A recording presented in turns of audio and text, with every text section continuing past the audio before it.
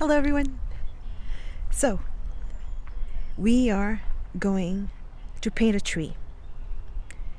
Trees are my nemesis. I don't often paint trees. One of the reasons I don't like painting trees is because they never turn out quite the way I want them to en plein air. If I do them at home and I take my time, I can probably make them work, but most of the time, en plein air, they just ah. If I have an Achilles heel, the trees make me feel like, oh, every single time. Yet I love watching them. I love observing them. I love that they have knots and weird, scraggly, change shape branches. Yet every single time, I think trees are they're almost the epitome of natural. Flowers are often very symmetrical. Flowers are very symmetrical, very pretty. Trees don't conform. They do what they want to do. And their branches go wherever they want to go. And it's what makes them organically beautiful. And it's what makes them so difficult to paint. So, we are going to paint a tree. And we're going to see how it goes. Because I cannot put pressure on myself when I paint trees. I need to accept that sometimes they're a mess. And sometimes I hate them. And sometimes I have footage that I never publish. And I probably should publish my ugly trees. Tell me if you ever want to see my ugly trees. If I didn't delete the footage. Alright, so wish me luck.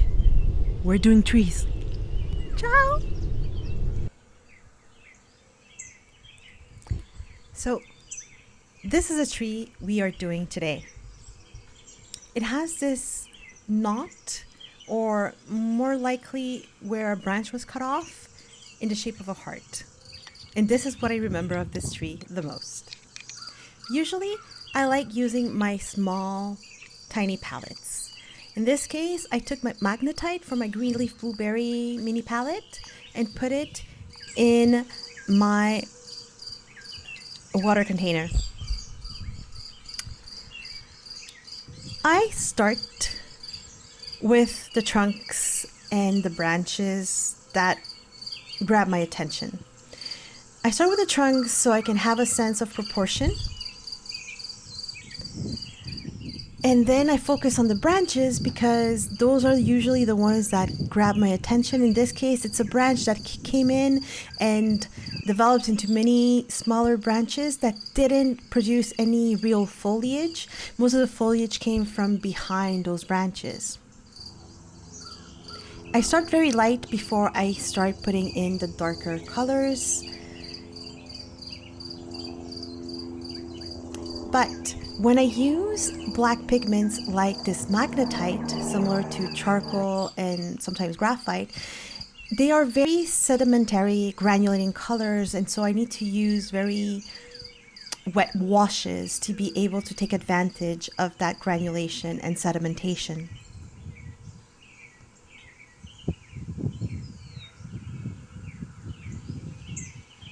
Again, I put more of those branches that grab my attention, and it's a knot of many branches here before I start putting in foliage. For the foliage, I like mixing my watercolors with my black pigment. The black pigment usually has very heavy particles that drop to the bottom. So if I grab from my wash in the puddle from the bottom, the colors are going to be darker because they will have more magnetite. And so I grab more green directly from the pan to make the colors cleaner. Or I can also grab from the top of the puddle to make it work. This is a sword brush from Escoda, the Perlo line. And I really do enjoy it. I've had it for like a month. It gives these very organic and unpredictable washes that to me function very well for trees and foliage.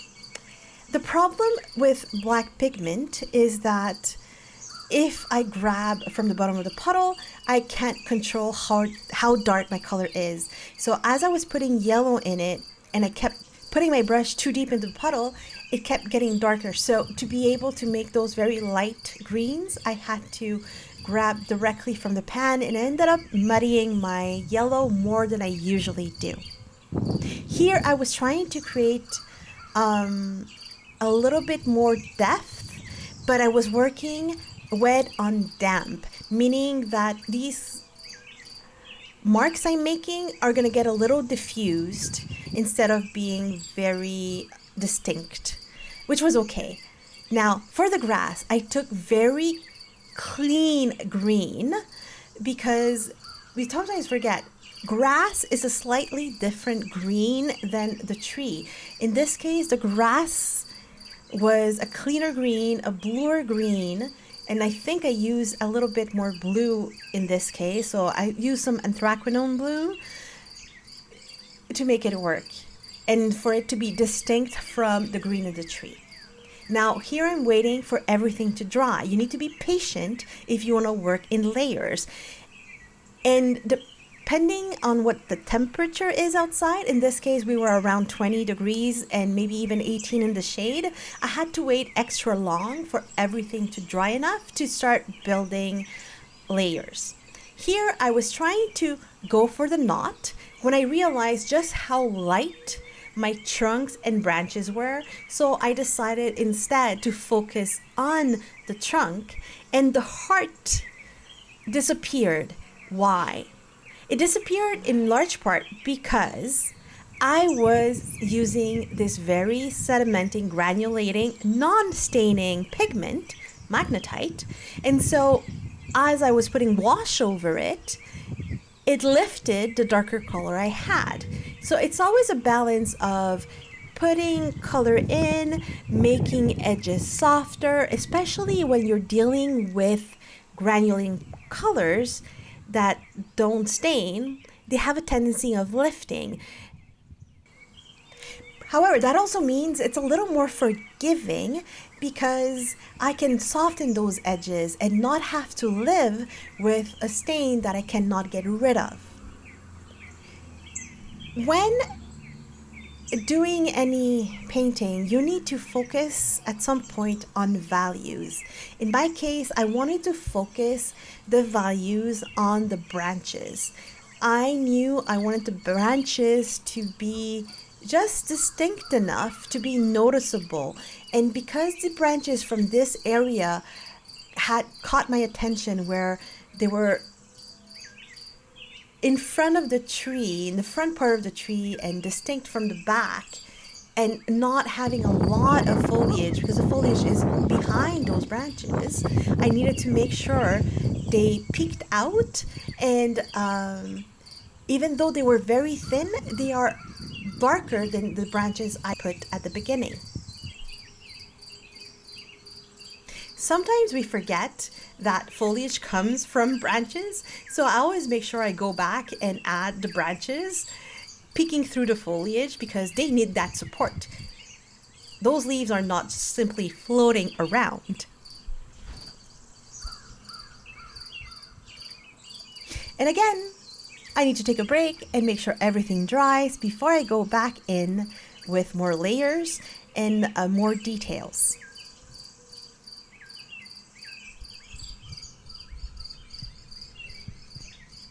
Now, again, I try to remember there's a little heart-shaped knot here.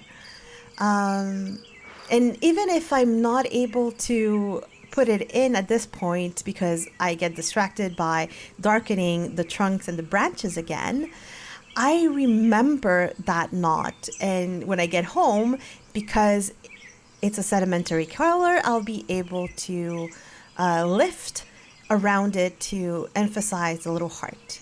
Now, at the end, I was putting these leaves in because they were a cleaner green, and to me, they were in front of the tree, whereas the diffuse green and dirtier green was the back end of the tree. So when you look at the tree, you can see the several layers, and you see that dark spot is some branches are in front with the foliage and then the back of the tree. So this is the final painting. I don't know what you think, but I personally really liked it. I feel when I use black pigments, I never use ivory black. It's not a color I enjoy, but graphite, charcoal, Mars black, in this case magnetite, I feel these colors give a lot of texture. They give a certain age look to a painting. It has this particular style that I enjoy. Do you use black pigments? Do you use ivory black, Mars black, another type of black? Do you use a lot of granulating colors? Share in the comments below. I would love to hear from you, and I will show you some other paintings next time where I do use magnetite or charcoal in a similar fashion. See you next time. Ciao!